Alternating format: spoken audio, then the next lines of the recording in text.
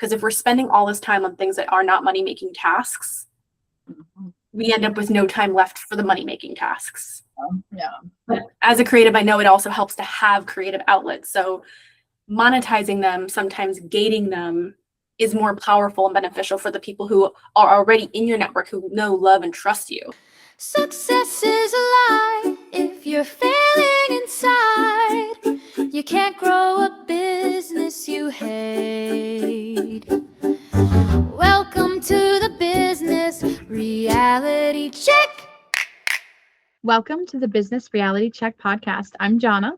And I'm Lori. Together we founded Thrive Collective. We're here because we're passionate about helping you show up as the expert you actually are. We know you didn't start your business to become a full-time marketer, and we're tired of seeing great business owners say the best kept secret. We believe that your online presence should be a true reflection of your expertise, not a source of constant stress. If you're tired of staring at a blank screen, frustrated with graphics that don't look professional, or feeling like you're wasting hours on apps instead of with your clients, you're in the right place. This podcast is about having the honest conversations that take the guesswork out of your strategy. We're here to help you move past the walls that you've built and help you get in front of your dream clients. We do this with kindness and radical clarity because you deserve a business that works for you, not against you. And if you want to see our faces and feel like you're right here in the room with us, head over to youtube.com/@BizRealityCheckPod to watch, or listen wherever you get your podcasts. Check the podcast notes for all the links and resources from today's episode. And if you're ready for a reality check of your own, we've also included the link to apply to be a guest. We'd love to hear your story. All right, let's jump into today's episode. Today, we're talking with Lexie Loman. Lexie is a licensed therapist who has evolved from a traveling musician to running a ketamine-assisted psychotherapy clinic. She's published self-help books and journaling guides, and she's currently in that beautiful but often complicated transition from one-on-one clinical work into speaking and workshops and retreats. Lexie, you told us you're 90% energized by your clients, which is amazing, but you're finding yourself spending a little bit too much time editing podcasts, designing websites, and kind of getting caught up in the red tape of running a business where you really just want to be leading groups and shedding shame. You're ready for more freedom and fully booked workshops, and we're here to help you bridge that gap. Thank you so much for being on the podcast with us. Welcome. Wow, that was really impressive. Very accurate. Yes, I guess that was from all the questions a while back ago that I answered that I forgot that I answered. Yes. We know all the things. That's exactly why we have you fill out the application so we can learn about you. And if you're listening and you've heard this before, even if you're new, something we really love doing is powerfully introducing our guests, because we just think that if it's up to us, we probably wouldn't do such a thorough job. So we really want you to get present to the extraordinary human who Lexie is. And so, Lexie, looking at where you are today and in your business, what are you hoping to uncover in this conversation that you could walk away with? Well, the podcast is Biz Reality Check, and I've certainly never taken any business classes. So hopefully I can walk away with some tips and tricks on how to make things easier and better for myself. But yes, very powerful introduction. Appreciate that. You made me feel bigger than I actually am. I think we made you sound as extraordinary as you actually are. So I'm definitely going to push back lovingly on that, especially with women. We find we just won't do it if it's up to us. We just will not introduce ourselves this way. So we want you to feel, this is our perspective of you already. Having dug in, we spent about an hour kind of like building this out and putting this together. And we have a lot of questions for you. So we'll let Jonna get started. Okay. Yeah. So obviously you've made a lot of transitions in your life, from a traveling musician, which is a big jump to what you do now. So tell us a little bit about, kind of like your why. How did you end up here? Why are you passionate about it? Yeah. How far back do you want me to go? As far back as you want to. Well, so I grew up in a tiny town in Oklahoma. Everybody knows everybody. And I was always like that person that everybody talked to about whatever was going on in their lives, the peacekeeper. So it probably really started there. People always told me growing up like I was an old soul. actually, when I first went to college, I was planning on going into journalism, and I did for my first semester. I went to OU. And after one of the first weed out classes, I was like, it was so political, and I was just like, and done with this. And I had a really good intro to psych professor. And so after my first semester of college, I ended up switching to psychology. And honestly, okay, so I love writing. I've always loved writing like fiction and everything, poems, music. So my idea going into college, this is going to date me, was to be an advice columnist of all things. And I don't even think that exists anymore. So glad I switched directions. But cool, you know, I did end up like publishing books, of course. And like, yes, I traveled, wrote music and played music that I wrote. So for sure, the writing has still been an essential part of my life. But yeah, so after my first semester, I switched into psychology. Going through school, I said, I'm never working with kids.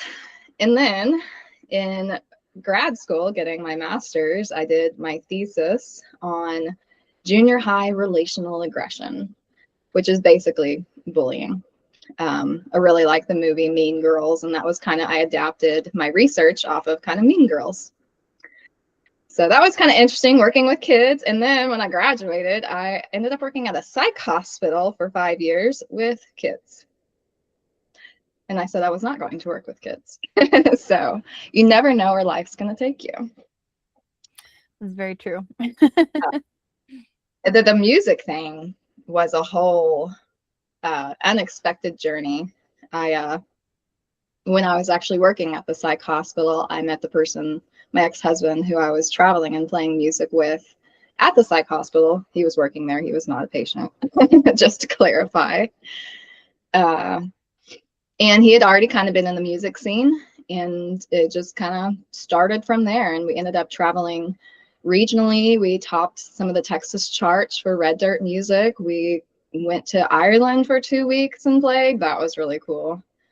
So for around 5 or 6 years, I traveled regionally and played music. It was really cool. And that was one of my childhood dreams too. I wanted to be a rock star and be on stage and listen to people sing songs back to me that I wrote. It was quite a journey.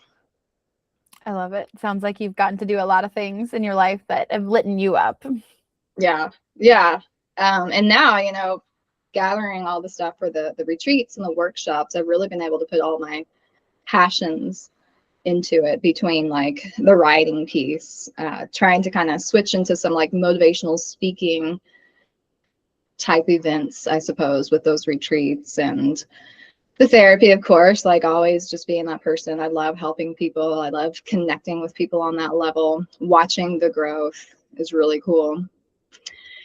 And, you know, psychedelics, of course, was an interesting turn of events in my life as well. I'm kind of pinging all over the place here. This is not an accurate timeline. Trying to come back, you asked me what lights me up. So many things. My problem is I've always been interested in doing too many things. I want to do all the things. When I went to college, actually, I wanted to major in computer programming and music and journalism and psychology. And my advisor was like, you can't do that. You'll be in school for forever. I was like, but I love all these things. So yeah, I just want to say I love hearing you say that, because a lot of the people, especially women who we work with, are very multi-passionate, and it's pretty typical that we have a little bit of a struggle trying to figure out how to monetize, which ones make sense to monetize. And then as we dive in, we have a lot of questions, as I said, but being able to like really name who we are serving and what is that thing, just because a lot of the times we're kind of that, like, we are our own double-edged sword. We're like, I love this one thing and I love 500 things other, you know, about it and adjacent to it and coincidingly with it. And then what ends up happening is the audience is like, what's this now? And who's that now? And how do I access that cool thing that I've been hearing about but I can't find? Yeah. So thank you for being so open to express that. I hope that if people are listening, if you're just like her, like she's doing the heavy lifting, please drop her a comment, something in the, you know, wherever you're listening, give her a little bit of love, because this takes a lot of courage. And I feel like there's a lot of people, like hundreds of thousands, millions of us who are like these multi-passionate people who cannot quite figure out how to hit that level of success with that thing. So I just wanted to underline that because it's a lot. And I really think after the conversation we have today, you will find so much clarity around that. Yeah. And that's been what I've been noticing recently is switching into the retreat space. I've been able to start to really put together all of my favorite things. So like the retreat that I'm going to be hosting this fall, like there's going to be dance. Okay, yes, I used to be a cheerleader in high school, but that doesn't mean I'm good at dancing. I just love it. I love moving. I'm pretty like uncoordinated when it comes to that stuff, but it is fun. So there's going to be dance.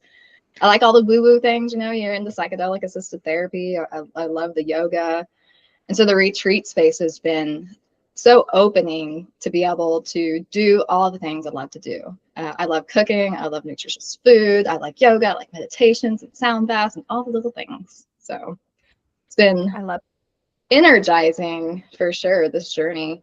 Even recently now, I've been reaching out to other trades to put this retreat together, and it has been a mixture of draining and energizing, meeting new people, you know, trying to express my ideas in a coherent way, which can sometimes be difficult because it's one of those things that's like in my head, I can see it so clearly, but when I speak, I seem to be missing half of the words. You know what I mean? And I'm a therapist. I'm supposed to be really good at communication. Hey, it's Jonna here with today's sponsored ad. This episode is brought to you by 40 Day Publishing, the company that makes publishing accessible for everyday people with a story to tell. If you've ever thought, I should write a book someday, 40 Day Publishing is here to turn that someday into right now. Founded by authors for authors, they've helped over 140 independent authors publish more than 270 titles. And they do it without the gatekeepers, the confusion, or the crazy price tags that traditional publishing is known for. Their core belief is simple. You don't need years to write and publish your book. You need a proven process, the right support, and 40 days. Whether you write fiction, nonfiction, children's books, or memoirs, 40 Day Publishing has walked authors just like you through the entire journey. You ready to write that book? Head to 40dayworkshops.com to register for their next live free workshop. That's 40dayworkshops.com because your story deserves to be told. Yeah.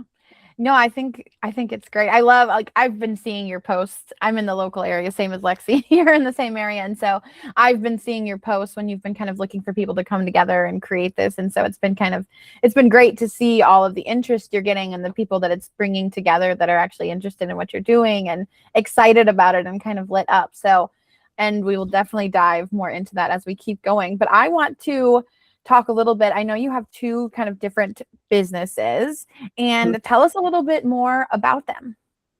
Okay. I guess we can start with the ketamine clinic since I started that first. So I've been in private practice for 9 years. I mentioned I was working at the psych hospital. I worked with kids for around 5 years. And that was a pretty tough place to work as far as like morale and, you know, seeing these young kids behave the way they behave, go through the stuff that they went through. So when I switched to private practice, it was so different because one, people are coming to you because they want to come to you versus when you're a kid at a psych hospital, like you are being forced to be there and you've gone through so much trauma, you don't even know how to express yourself. So switching over into private practice was a really big change, but definitely still had all the imposter syndrome and feeling like a fraud and like, who do you think you are? You know, all those thoughts. Like, I don't know what I'm doing. How am I supposed to run a business? I've never taken a business class. How do I do this? No one ever taught me how to get credentialed on like insurance boards. How do you do that? How do you file claims? You know, all the things that come to like opening a private practice in mental health. I didn't know how to do any of it, but I figured it out. It's just kind of who I am. So the ketamine clinic, I opened, it'll be 3 years in January that I've had my my infusion clinic by myself, but I worked with an anesthesiologist for about a year at an infusion clinic prior to that. I would love to ask if you could tell us a little bit more specifically, who are you serving in that business? We'll get to the retreat side after, but since we're focusing on the ketamine clinic, I think that's a beautiful place to start. So we went through your site just for reference. We went over all your sites, over all your socials. Mhm. And despite reading it all, I do just want to say we were left unsure. Who are you serving? Age, gender, in-person telehealth? Tell us more. Yeah. So who am I serving? Everybody. Anybody that knocks on my door, essentially. That's the part of being a licensed therapist, is that you work with everyone until you niche down. And I didn't learn about niching down until I opened the coaching business. So I work with everybody. I work with men, I work with women. I prefer in person. There are people who just can't come in person, and like I'm flexible with that. There are several people that I do see online only. But as far as like, what do they come to me for? Everything, honestly, because it all boils down to the framework that I do, the gremlins and goats shedding shame. It doesn't matter if you're coming in for depression, for anxiety, for PTSD, for OCD, for whatever, even autism. The framework that I use, I will say, okay, every now and then I'll get a person the framework's not great for. Of course, you know, nothing's going to work 100% for everybody. Ketamine doesn't work for everybody. Mushrooms are not a good fit for everybody. But for the most part, I work with people who deal with shame. And a lot of people don't even realize that they're carrying shame. So men, women, all ages, with the ketamine clinic. I guess some common things people will say that they come to me for is feeling stuck. Not really like, why can I not get past this? Whether that is stuck in anxiety or stuck in depression. Maybe a lot of times I'm helping people change their job has been a really common thing recently, or figure out something different in their career, which makes sense. You know, we spend the majority of our life at work. So if we're miserable in what we do for work, then yeah, we need to make some change. But stuck is a really big word that people come back with when they're talking about what they're looking for. Interesting. Okay, that definitely sheds some light. We've actually talked to someone else on the podcast who is also in the same industry, and we work with people in our own Business Thrive Collective, serving people who are psychotherapists or like that in the industry. So we've had this kind of conversation before, and there is more nuance because of the kind of work that you do. Of course, you can't just treat this like any other service-based industry. That does not apply. And it does make sense that what you put on your site, on your socials, out in the world does meet people where they are. And I see that you use the word stuck a few times, but what we can't tell is what you just said. Like what you just said about the way you language being stuck, whether it's like in a job you hate, in a relationship that's draining, I don't know how to find what makes sense for me, whether that's dealing with anxiety, autism, or depression. Like that being in like a headline somewhere similar, not all those words, but like that would strike me. I would know exactly the problem you solve and essentially how, which would be through one-to-one in-person or telehealth sessions. Yeah. That's what we're looking for, is that kind of like power one-liner, if you will, because I don't have to preach to you. People have no attention span anymore. We read for 10 seconds and we're like, meh. Jonna will find the FAQ section and she might call you, but there has to be enough for her to like pick up and that's like most people at this point. So we're still wondering with the who. Are they teens, adults? Are they millennial? What are you seeing? What's your range? In the ketamine clinic? Yes, in your one-to-one. Mm-hmm. I've gotten away from working with kids and teens. I still have just a few that have carried over just from private practice. The trending thing is hard because depending on the year, depending on the month. So like recently I've had a lot of male clients come. And in the 9 years that I've been in private practice, I usually have maybe 2, maybe 3 males on my caseload out of like 20 to 25 people a week. You know, and some of those people are coming weekly, every other week, monthly. So lately, there's been a whole lot more men reaching out, dealing with pressures and responsibilities of like being the leader of the home and like financial burdens and feeling kind of stuck in their career. Of course, there's always like the relationship piece with their wives always comes up as well, and communication. So like that's kind of been a recent trend that I've noticed, is just males in like, okay, age range would be like late 20s to early 60s. So kind of all over the place. And then female wise, again, just being private practice, you just get such an array of people. I work with everyone from like college student age kids who are struggling with like, especially if they're college students, it's like the pressure of school or feeling like a fraud or feeling overwhelmed with everything going on and not feeling good enough and struggling in their relationships with their friends and the romantic relationships, making decisions on what they want to do with their future, not having like the passion or the drive or the motivation to do what they need to do. That's a really common one.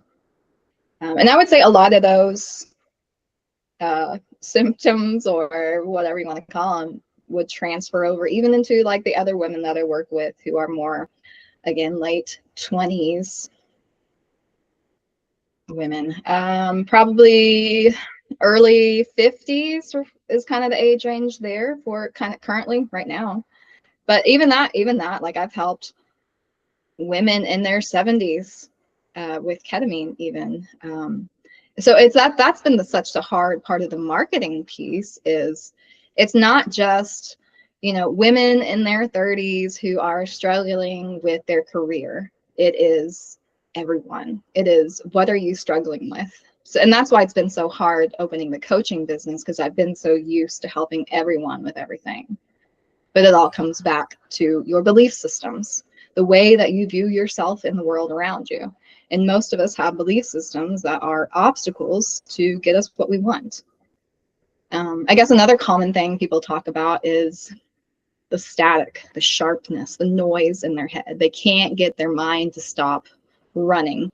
They're not sleeping because they're thinking about all the things. They got 782 tabs going all at once, all the time. They're exhausted, they're drained.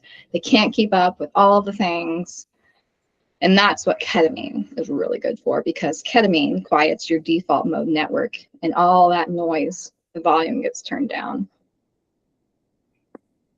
Got it. Yeah. I mean, that makes a lot of sense. And so, you know, as you're talking and we're taking little notes and things like that, we're hearing it's not necessarily age. It is, you know, the commonality of that shame and the stuckness that's bringing everyone together. And so, I think we're definitely seeing a trend. You know, it goes across, we all have experienced that. I'm sure, you know, everybody here on this call, everybody in this town, we all feel shame at some point of our lives in some varying degree or not. And so I think it's something that's absolutely needed. Now, I want to ask a little bit about, you have this. Oh yeah, go ahead. Can I add one more thing before we move on to the next? So I you just said this, and this just kind of made me think of something real fast. You know, the ketamine assisted therapy, a lot of people are looking at psychedelic assisted therapy for like major PTSD, thinking like military use. And yes, 100%, it can totally help these people. But this is also good for like the stuckness, but like acceleration as well. So I do help people who are like, I know there's just this thing that I can't quite get past. And like the way it helps you overcome just that little thing you can't quite figure out and accelerate, like it's also really good for acceleration. So yeah, I like that perspective. For like severely PTSD symptomatic people. Like it can be for your average Joe, regular day. I'm feeling stuck. I don't know what it is, but there's just something quite not right there. And ketamine is really good for that too. Okay. So yeah, so it sounds like it can help people kind of jump over a hurdle, whether they know exactly what that hurdle is or not. It can kind of get them past and moving forward. I want to talk a little bit about your framework that you've created and this, the system you've created. So tell us a little bit about this, because this really sounds like this is what is unique to you. This is what people are coming to you for, that's different from, Joe down the street that they could go to, right? I wouldn't say they're coming to me for my framework, because they don't know until they get to me. And I'm like, hey, so I wrote this book and I have this framework and this is how I work with clients. And they're like, oh, okay, cool. Let's take that direction. But yes, I do get a lot of feedback from people that I am different because I'm so goal oriented with the framework. So yes, the framework is, so Gremlins and Goats Shedding Shame is the book. And the gremlin is the voice in your head telling you in some way, shape, or form that you are not good enough. You are not up to par, and you never will be. And there's something wrong with you, and everybody probably knows it. So the core archetypes that I'm working with my Gremlins and Goats framework for Lighthouse is people-pleasing Paula. So people who are struggling with people-pleasing. And there's a lot of sneaky ways that people-pleasing can show up, other than just kind of some of the main ways people think. Perfectionism Patricia is another core one. So struggling and trying to get everything right all the time. It's not good enough. It's not perfect. And then overwhelmed Olivia. So again, with piling on the tasks, feeling like you should be some way. There's a lot of shoulds with people when it comes to shame. So the framework, we identify your gremlin. First, we talk about like what is it you're struggling with? What is it you're trying to overcome? And we try to come up with a theme around what that is. So like with those gremlins, right? Like I'm dealing with overwhelm. I'm dealing with perfectionism. I'm dealing with people pleasing, or stuck, or fear, or whatever those themes are for people. And then we give your gremlin a name. The whole point of Gremlins and Goats is it's just kind of a light-hearted way to deal with a heavy topic. And so there is a lot of play in my framework. I love Brene Brown. I don't know if you guys have heard of her, have checked out any of her work. She has a great audiobook that she's actually speaking at an event called Power of Vulnerability. I must have listened to that thing like 8 times. I love it. It's great. That's actually where I got my idea for the book, Gremlins and Goats. For gremlins, anyway. My husband's the reason for the goat part, but we'll get to that. Yeah, so we identify like, what are you struggling with? What's the theme? Okay, that's your gremlin. Let's give your gremlin a name. And then everyone's least favorite part is I actually have them draw their gremlin and give it a face, just because it helps kind of to separate yourself from that voice in your head. And then I have a worksheet that we go through that lists all the negative self-talk statements.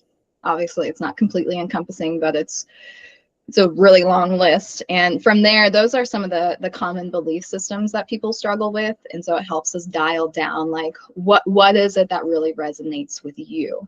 Do we need to change this? Does this really fit to like your words and the way you think? And so from there, that we pick out our core statement of that, whatever they're struggling with, whether that's I'm not good enough, there's something wrong with me, I'll never be successful, whatever those thoughts that they're having they're struggling with the most. And so we've named the gremlin, we know the core statement we're working with. And from there, we identify 9 more statements separate from the list. So they are making these up just based on how they think, how they feel, how they interact with life.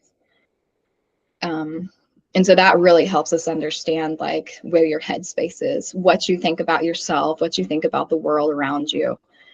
And then we go deeper and we go back to the top of that list. We add because to the end of each statement and we fill in the blank. And I really work with clients on this step because we can't repeat anything we've already said. And it starts to get challenging because we loop in our heads, you know. But the point of adding the because is to understand why. Why do I think that I'll never be successful? Well, because whatever that is for them, because I haven't been before, because I keep failing, because my dad told me I'm a failure, whatever that is. And then we're not done yet. We go back to the top of that list and we add I'll be worthy when. And so then we're really figuring out what those unrealistic expectations are from the gremlin. And so it's like, I'll never be successful because my dad told me so. I'll be worthy when my dad tells me I'm proud of you. And so those worth state. Go ahead. Yeah, I think this is really incredible. I think we're getting, thank you so much for like walking us through. I'm getting visuals like as you're saying the steps, and like I feel like we're all kind of there in this space with you having this conversation. And but what's interesting is you said they don't know about the framework. We have found you mentioning it in various parts of your sites. So before we dive in, we have some questions about it. How are people finding you then? Is it like the Psych Today kind of thing? Is it referrals? Could you just give us a quick synopsis of like, how do people find you? And then are they calling, texting, DMing? What's the journey? Yes, I do have social media, but that's mostly for Lighthouse, for the coaching and the retreats. I tried to have social media for the ketamine clinic, and I kept getting kicked off because it's talking about drugs. So how do people find me? Psychology Today is one of my main sources. Word of mouth referrals from past clients. And then I am credentialed with a couple of insurance boards. And so they'll tell me, hey, I found you on the insurance company, or I called the insurance company and they said that you were in network. Yeah. Now, Psychology Today I have had a few people tell me they just Googled like ketamine assisted therapy and found me. So there is some information about my framework on my website, of course. But most of the time when they come, they have no idea.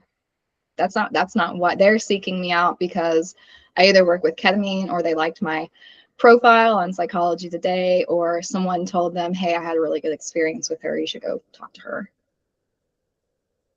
Okay. So the program's not necessarily like the decision maker for people to work with you, in the one-to-one clinical. It seems like that's more prominent in the other brand. Does that sound correct? It would be if people knew I existed with Lighthouse. Yeah. I I think this is a good time, Lori, unless you have more questions. I'd like to hear a little bit now about your other brand, so we can kind of get a picture of what you want to do there and kind of, where you're going. I know you're in the very beginning of this, and it's, something that is kind of being birthed right now, but we want to know about, what are you doing? What are your goals, a year from now, 3 years from now with that brand? My goal is to host retreats about 10 months out of the year. Yeah, I have, as I mentioned in the beginning of this podcast, I am a multifaceted interest person. I like to do all the things. So I want to do several different themed retreats, and they're all kind of around my framework. Got 18 different directions going on, and like how to get it all out there. Okay, rewind. Let's try this again. So the retreat stuff. I want to do like a therapy intensive wellness retreat of just your typical yoga, meditation type things, and we're also doing my framework. But I'm also interested as a psychedelic therapist in kind of some of the woo-woo practices as well. So, you're talking Reiki and breath work and ancestral healing and that sort of thing. I'm also super into nature. I would love to do retreats, like camp out retreats. I think that would be a lot of fun. I've met a lot of people, even in private practice, that are like, I would love to go camping. I just have no one to go with. I think that, there's a lot of people out there who would enjoy that. I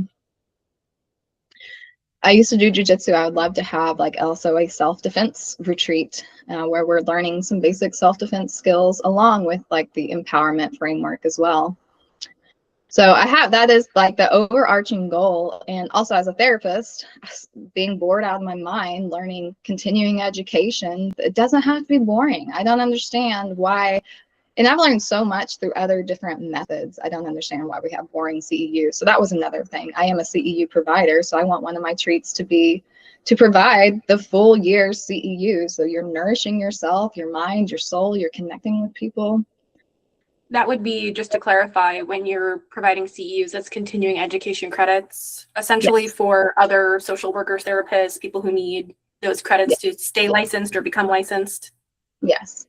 So I just want to say that in case people don't know what the acronym is, and also because you're now pointing out two distinctly different audiences. Yes. Okay. Just want to make sure we're tracking. I have too many interests, and that's why it makes this so hard, because everybody, right? Well, before you say anything more, I think Jonna and I we can usually, we have like telepathy with our brain. I don't know. We think the same thing all the time, but like, actually, this is the place to put it all, because we were reading about you and we were left with like nerdy, I love Halloween, like all like goats and gremlins. It's like fun, different, like there's Jonna's like, she's a foodie. Where's the recipes? Where's the food? Like, this seems like the perfect place. If you have your core pillars essentially, or your framework, there are so many expressions of how that framework can come out. It could be 10 different retreats in a year. There could be a way that this serves women or whomever. We got to talk about the who with this brand as well, and people who are looking for credits for their continuing education in therapy and social work, etc. But I would say this is the place to put it all in there. The thing is, it does have to like have some systemization to it, or it's going to become like more of the same, which is throw everything out there and hope something sticks. And I don't think you actually have to do that. I think you can do it in a way where you can strategically place things and start watching the money come in. Yeah. And that's, I'm slowly trying to figure that out. Like, you know, as far as like, I have so many pictures and videos on my phone of me doing these interest things that I'd like. Have I posted them? No. All I've really posted is the the podcast that I've created, because it's overwhelmed Olivia, right? So yeah, the who for Lighthouse, that is my people pleasing Paula, perfectionist Patricia, and overwhelmed Olivia. Because those are my struggles. So those are people I want to work with in the coaching business. People who are like me, you know, we've got all the interests, we want to do all the things. Or finding people specifically, you know, finding my woo-woo people, finding my nature people, finding my foodie people, finding my neuroscience nerd people, and having the retreat and the framework for all those people to build the group cohesion, because we have the like interests. And putting that together has been a lot of thinking. Yeah, and I want Jonna to be the one to name this, but I'm still hearing that, and I don't want to say the word alt because I don't think that's the right word, but there's these different like outliers sort of like how you like the wooey, all the science stuff, the nature, right, Jonna? Like there's a common thread. And I feel like, especially in our area where we are, it is, you know, there are distinct groups of people and there are distinct things that people like and don't like. And I think that, you know, sometimes like if you lean a little bit more wooey, you're definitely going to be a turn off to a certain group of people and you're going to attract different people. So I think like, you know, as we were looking through your site, what we were like craving was for you to name more of that. Like we read your about, and I think that's where we got a lot of that information and kind of inferred it. But like, I want to see it on your homepage. Like, I want to feel like if I land on your site, I want to feel like you're talking directly to me, not like a net that I might be caught in, but like you're talking to me, that person that's in your circle, like this, you know, the circle of your target, like that bullseye, because like it always helps us in any business across the board, talking to one specific person. And then it, you know, ripples out from there. It doesn't mean that you can't have the outlier in the out circle who maybe just is like, they're just really a foodie and they love food so much, they're going to come to your retreat and they may not be your bullseye, but they're going to get there. Yeah. And that comes back to, but how do I choose? Well, this is where you gotta, and this is for everyone, if you are a creative or multi-passionate, you got to ask yourself, which one is the thing I can ask people for money for? You can't be weird about it. You can't be wishy-washy. You can't make a discount. You can't, none of that. What's the thing that you're like, oh yeah, and it's $1,500 and let's do it. That thing, I feel like a lot of us will know. If you don't know, look at yourself in the mirror and pitch all the things, and which one can you actually ask money for? Or which one have you asked money for? So then it's got to get into the realm of like business, where we would call like your money-making tasks, like making the ask, which would be like, hey, you should sign up for this. But like the you, that's why we do so much work on the you. There's a brand out there, I believe it's Mr. Kate, and she calls her people creative weirdos. I think if I'm wrong, it's very similar, and I apologize if I'm wrong. But that really resonates for her brand. Yeah. I feel like you have this incredible opportunity to call out to those people, and whatever that thing is, whether they're alts, the wooies, like spiritual queens, like whatever it is, they will come because they're like, oh my God, that's so me. Like, that I feel like that's what Jonna's saying is like, Okay. you can't try to get everyone. I feel like it's the core thing that you wake up at like if you were going to get up at 3 a.m. and not hit snooze, what would have you sit straight up out of bed? Is it for the food? Is it for the self-defense? Or is it this like core framework that empowers the shit out of people? And you're like, hell yeah. And I'm going to deliver it in like the most cool, weird ways or whatever you call it. Weird might not be your word. But I feel like you fundamentally know what that is. And then you just pepper in the other fun stuff. And then you can determine, that's why we call like reverse engineering. Because if you start where you know it's going to make the money, then you can identify if there's other things that can sort of bring in money or become money-making tasks. Maybe food or nature is a route that makes more sense. But you don't really know it until you assess that core thing, which is why she's like, get in there with the who, you got to name them. And I feel like you don't want to name them. Well, it's the framework. Really yeah. Well, I'm a therapist, right? So it's the framework that I'm putting myself out there to say, yes, pay me money for this because I know it works. I've been doing it for 9 years. Mm-hmm. But it's the in the retreat experience, the wide varying interests is what I get stuck on, because 100% the framework, believe in it.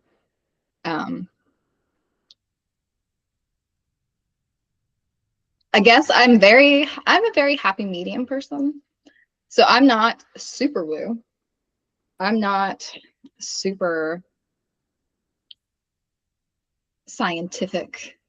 I'm not super spiritual. I'm like this somewhere in the middle. I like to dabble. I'm a dabbler, so maybe that's my group. If you're a dabbler, you like to dabble a little bit, maybe I'll just, call them the dabblers. Yeah, well, I think, and I'm a very creative person. I have a slew of businesses besides this marketing agency. I do a lot of different things. And I host a lot of events as well here locally. And I think one, yes, your framework should be the core messaging of what you're talking about. That's the transformation that you're talking to people about. That's the pain points that's why they're booking these retreats. It's not because they're going to go on a hike with you guys going to cook together for dinner and bond, right? They want to come together. They want to have community. They want to be with other people in the same room as them who can relate and they can bond with, right? It's not about what they're going to do, because going on these type of retreats is already out of people's comfort zones a little bit. And it's fun to do different things that you maybe have never done before. So it's not like, do you love hiking? Come hiking with us. It's like, no, we're going to go on a nature hike together and just enjoy. Like, it's at your own pace. It's not like, you know what I mean? You're selling an experience, a community, a bonding moment. It's not about the activity. It's something that you guys are going to do together and bond together over. So you can play with different things. One can have a self-defense angle. You guys can do a nature walk and forage and cook dinner together, and different things like that. But it's more of the framework and the transformation that should be that kind of pivoting language that gets people to book with you. It's not all these fun things you're promising, because that's not the point. Yeah. Well, my idea behind the reason why, yes, was it's having the themes is, again, building the group cohesion. 100% believe in the framework, and yes, it is the fun little tiddly things. That's just self-care and community building. But you're gonna get a different group of people who come to the woo-woo versus who come to the self-defense type group, I feel like there's still a lot of overlap there. It's like women who are independent, who know about their bodies and knowing that they want a skill and to do these things and to improve themselves. Most of the women I know that have taken self-defense have done a lot of woo-woo stuff as well. Maybe they've done a sound bath or they've done Reiki, so I feel like there is a lot of crossover with the person you're talking to. I would come to something, I would go hiking, I would cook dinner, I would do a self-defense class, I would do a sound bath. That's all interesting to me. It's these are all new experiences that I can enjoy with other people. So I think it's more of positioning it to to them as in like, we're going to do this new thing together. Like, we're going to bond over this, and maybe something you've done before and may not be something you've done, but you're going to walk away from it feeling like XXX, right? Like, you're promising the transformation, not the like, we're going to do this activity, you know, if that makes sense. Yeah. And marketing language matters a lot. It's like kind of going back to what Lori said, when you're talking to everybody, it is so hard to sell something. It's very difficult because they're just kind of like, oh, this could be me. But when it boils down to it, they're not really like seeing themselves in it. And that's why we always like, be specific in your marketing. It is important to niche, and it can be scary because you're like, well, how many other people am I leaving on the table? But you're actually leaving a lot more on the table when you're not talking to anybody. Yeah. So then if I have like 5 different ideas for retreats, because we can't fit it all in one retreat, you see, there's not enough hours in the day. So then do you have 5 different web pages for each retreat? I would focus on marketing like one at a time. That's what I do with my events. Because they're bigger ticket items. You know what I mean? Just realistically, let's talk a little bit about the retreat that you're planning for the fall. So our listeners and us can get a better feeling of that retreat. And then let's pick this conversation back up from there. Okay. What you want me to talk about the fall retreat? Mm-hmm. Uh-huh. All right. So, okay. The fall retreat is going to be just, I want to start with something as close to what I typically do in my daily life is what I'm trying to do first. So it looks like 2 days. And again, I don't know.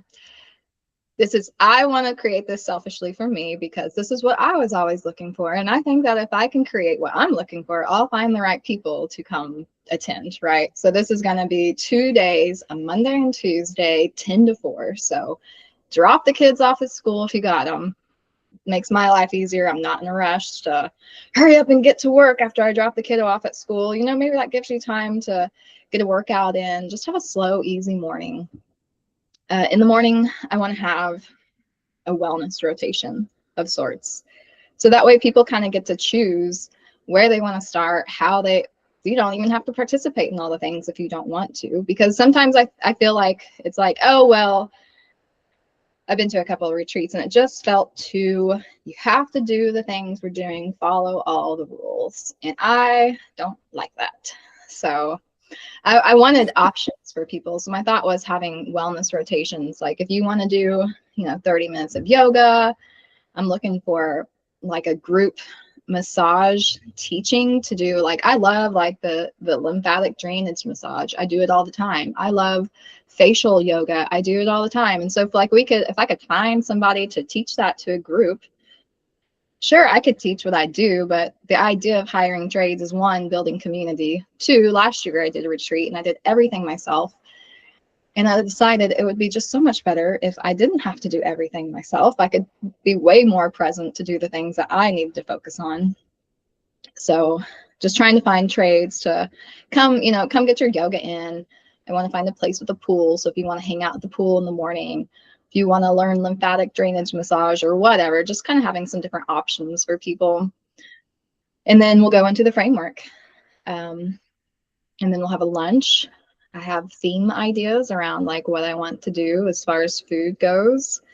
And during the lunch hour, I want enough time to leisurely eat and then have about 20 or 30 minutes for reflection and digestion. So having like a sound bath, and people can either choose to lie and listen to the sound bath and reflect and meditate, or they can choose to journal, or maybe they want to hop in the pool again and just float and reflect. Just the framework, the first part of the framework is a lot of heavy lifting. So I wanted there to be space in the actual retreat for people to sit and reflect on what we've already been working on. And then from there, we go back into the framework. Also, side note, I suppose, prior to even the retreat, we're having a one-on-one 45-minute preparation session. And they are already going to have done some of the framework before we even have the retreat.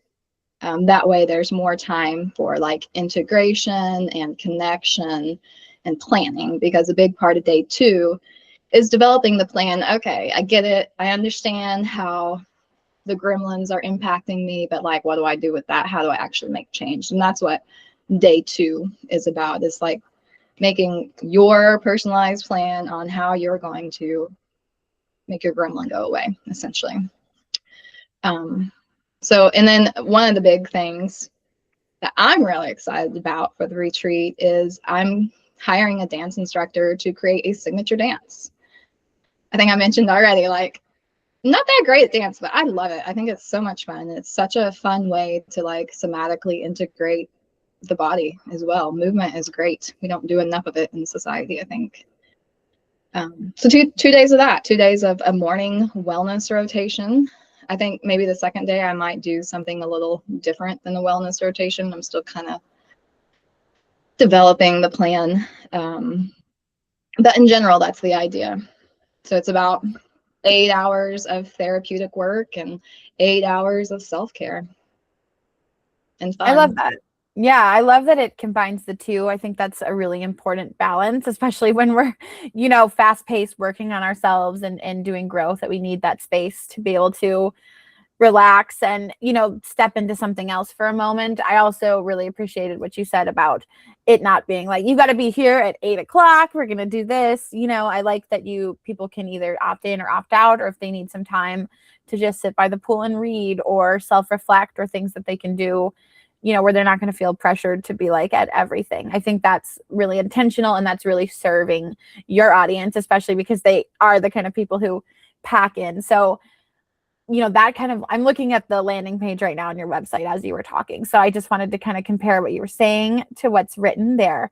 And so I'm going to give you some feedback. No, you're good. It's a starting point, but I'm going to tell you this so you can, see it, you can picture it. So I think so instead of saying like, I had this idea, I want you immediately to capture the woman that you were speaking to. And I want you to talk about the transformation they're going to experience while they're there. Because when people land on your site, they want to know like, oh my gosh, like as people read, they're like, I really need this. Like, I have to do this for myself. Like, this is so important. And I think some of the language you have now, like it kind of starts with the logistical stuff. That's for the bottom. We want to use the marketing language at the top that's really going to speak to that person. With that intentionality. And the same thing, like instead of saying like no packing or no airport stress, like say what it is. Don't say what it isn't.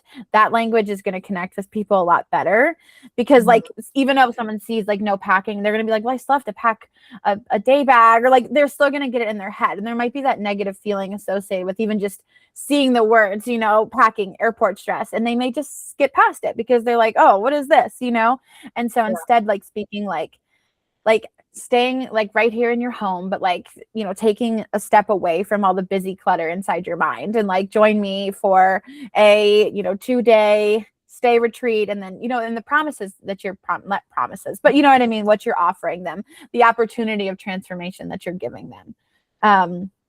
I saw, oh yeah, go ahead, Lori. I just want to say, like, there's nothing about the framework really that I can understand, like just as a first time reader, which is great for you to hear because you want that perspective. All of us do. Because John is saying like the promises, the transformation.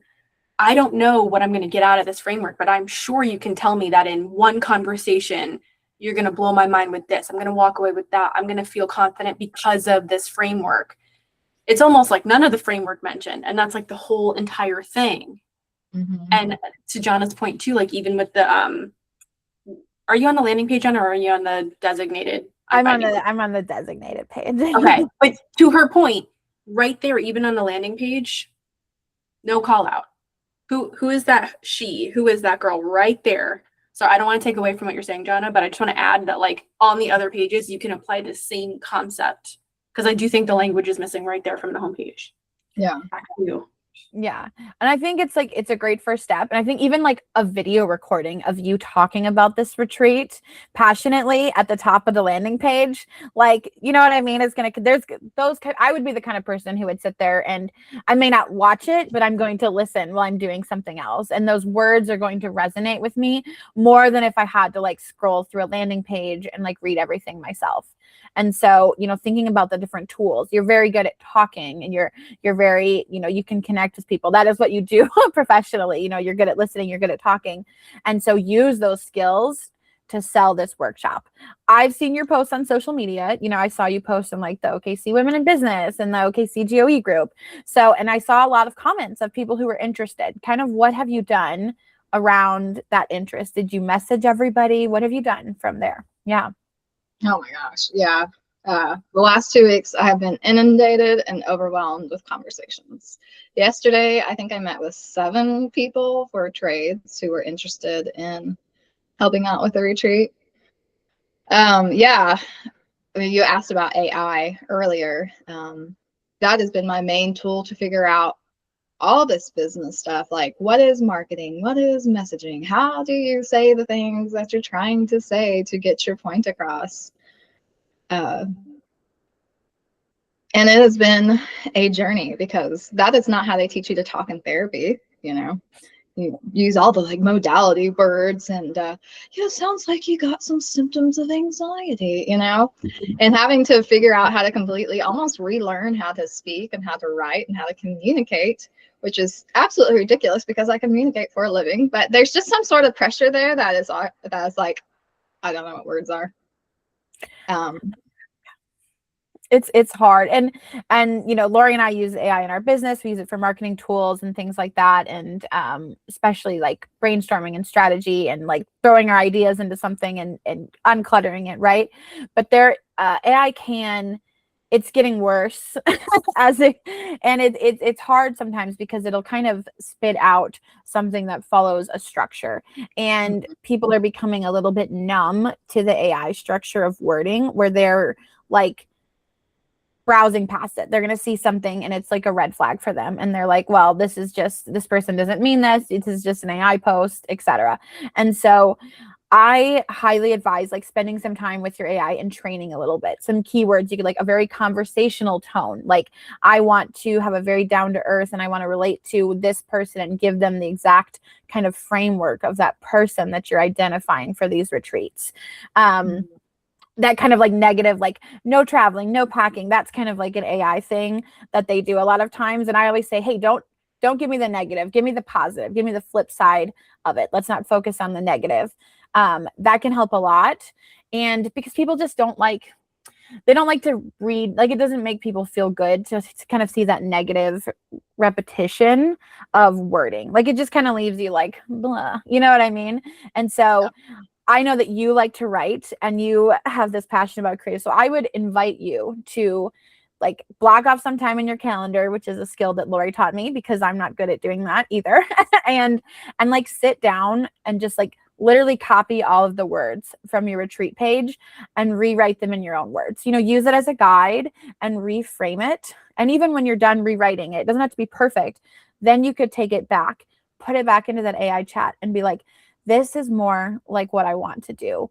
One of the other tricks is, I don't know if you ever use voice when you're talking to your AI chat, but instead of typing things, speak directly to it, because you will organically speak in your voice and it's going to capture more of that tone. And I would say stay as close as possible to my voice while making this connect with my audience. Yeah. And I have been doing a lot of that. Like I've got a Google Doc that I've called like my evergreen funnel, and I'm slowly like, you know, the way that I view it, it's giving me a rough draft of what I'm trying to make, and I'm putting the rough draft out there because fuck perfectionist Patricia, you know, and slowly going through those and like rewriting them using my own language. But it's been very helpful as far as like understanding how to change my language and like coming up with different ideas of, oh yeah, that's what I'm trying to say. So some of my methods are, I have like a 30-minute drive home to and from work. And so I really like to use either the voice record or the talk to text in my notes section. And I'll just talk out loud, usually to home from work, because usually in the morning I'm not ready to do that. But then it's like a journaling process essentially. And then like, especially if it's around the retreat stuff, then I just go paste that into Grok and like, hey, so these are some of the thoughts I've been having. How can we articulate this better? And it's been a really good learning tool. Yeah. It is a great tool, and I hope other people are listening and taking that as well. And you can go into, I think they still call it ghost mode if you're using like ChatGPT or certain ones, and it will talk back and forth with you in the car safely, so you're not handling your phone while you're talking to it. So that could be a level up if you like that idea, because it could get you more specifically to an outcome, which for some of us, that's just what our brain needs after like 30 minutes of talking or driving or something like that. And I think something else that would coincide with what you're doing writing wise would be to get some faces on these pages here. Even if it's not, obviously we haven't done this retreat, but showing who would go, you, your friends, anyone who you can get faces of, and maybe some of the facility that you're going to be at. I know you're still working out like details, but I love that like you don't care if it's perfect. Show people what they're going to get, what they're going to see, what they're going to experience, even if it isn't perfect, and even if you swap the picture later, because I feel like we're visual. And when I read a list, sometimes like for me, the way I think, I start to get a little bit lost, and I'm like, oh, like if I saw that, I'd be like, ooh, I want to do that thing. Like I want to sit around the crystal ball and like chill and vibe. Like I would freaking love that. So Yeah. even if you have to find like non-stocky stock photos. Yeah. I used Yeah. stock images for the retreat last year just because, yeah, I don't have images of people doing things because I sit on a couch all day and talk to individuals. And you know, in this retreat, you're bringing in some other people to do things. So, you know, as part of your process, like when you decide you're going to work with them, ask them to send you some pictures because, you know, depending on how long they've been in there, they might have pictures of them doing sound baths or yoga or massage or things like that of their own branding photos and be like, hey, I'd love to feature you on the website. Can you send me over a couple images that represent, you know, what you do? And that's a way to get kind of that more organic feel straight from who you're going to be working with. So when we shop with our eyes, we are such a visual society at this point in our lives. Like it is very difficult, you know, going back to what Lori said, like attention span is terrible these days. And so really using those imagery to kind of sell and show what people are going to expect with you. Yeah.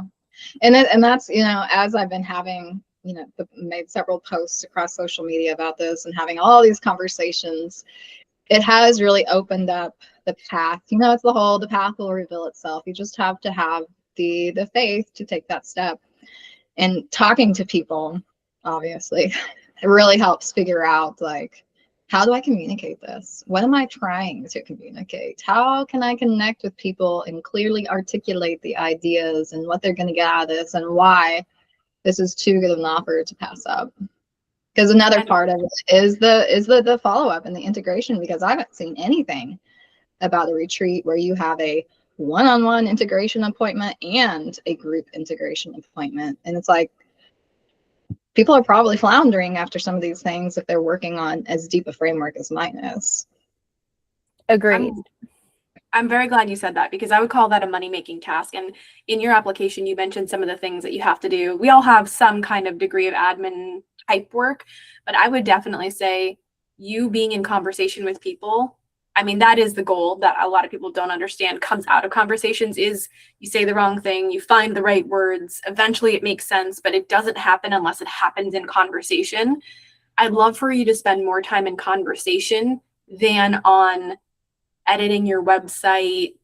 And I know you have the podcast. We did listen to a couple of episodes. We don't have a lot of time to get super into it today, but if it's not a conversion, it's not a tool that's converting right now, something we tell everyone is keep it maybe for members only, or keep it as like a community bonus, or keep it as like an asset that you use in the back end. Because if we're spending all this time on things that are not money-making tasks, we end up with no time left for the money-making tasks.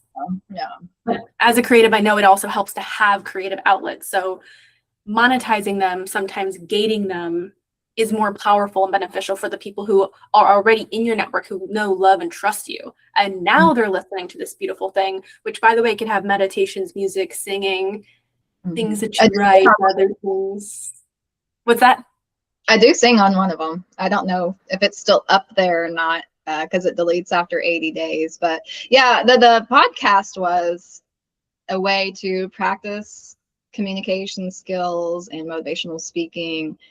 And it was the idea of it was to create a funnel to reach people And then 2 weeks ago, when I made those posts on all those Facebook groups, I was like, damn it, I should have started here. It was so much work into making those videos and turning them into reels and making social media posts. And so like over the last 2 weeks, I'm like, okay, we got to prioritize here, because I've got, I don't know, like 12 podcasts, videos, and reels and social media posts already made, imperfectly made. Like I'm slowly like tweaking it.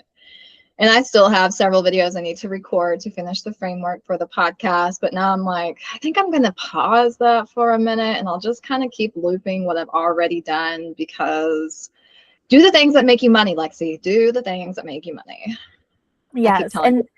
And you can still use it, like, for advertising the retreat, you can write a poem about it and, have that creative outlet and things like that.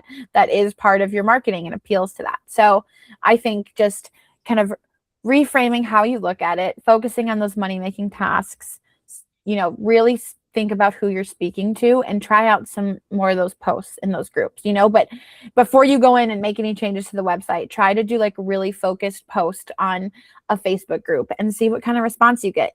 And, maybe try a slightly different worded one in a different group and kind of cross test and see what's really resonating with your audience. And so I think we're going to wrap here. And I want to thank you so much for being here today, willing to share everything. I feel like we dived into a lot of good stuff, and we could obviously keep talking for hours because there's so much that we could keep talking about. But I want you to leave us with a little pitch for your retreat and tell us where we can go and sign up for it.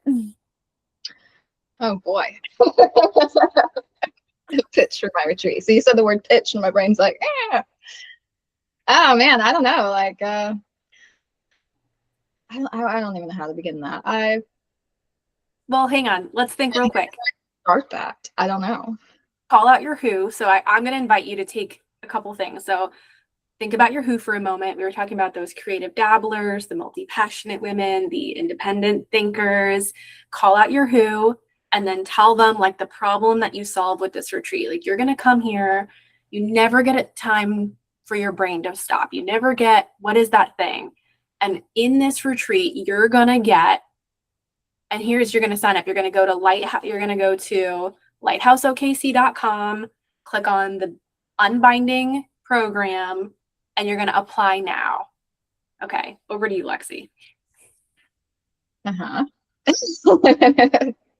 I mean, my brain just immediately goes to some of the podcast stuff that I've recorded. It's like, if you're feeling overwhelmed, if you're tired of fighting that perfectionist inside of you, if you're exhausted from people pleasing, then I have something that can nourish your body, mind, and soul.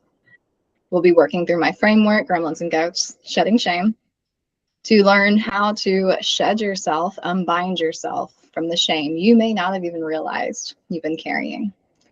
For more information, you can go to lighthouseokc.com/theunbinding to apply. Yes, tiny claps. If you're watching, we are clapping for her over here. Thank you again so much for being here, doing the heavy lifting. This seat is not an easy one to be in.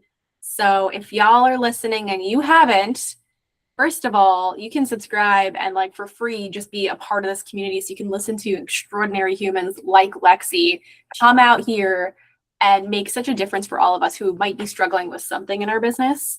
Or leave her a little comment, leave her a little love. Tell her something that like you would want her to know, or tell her a takeaway you got out of this just from listening to her. Because there's a lot of magic in these sound waves out here. And if you are listening and this sounds familiar, maybe you're spending your time on some of the technical things, updating your website, or kind of in the admin space, doing the things we all hate, like email filters and other crap like that. Or you're like super multi-creative and you're multi-passionate, but you're not sure which thing is going to make the money. We invite you to come on the show and have your own reality check. So if you're thinking about being a guest on the show or getting this kind of support, you can head over to becomethrive.com today to apply. Thank you all again for listening, and we will see you in the next episode. Success is a lie if you're failing inside. You can't grow a business you hate.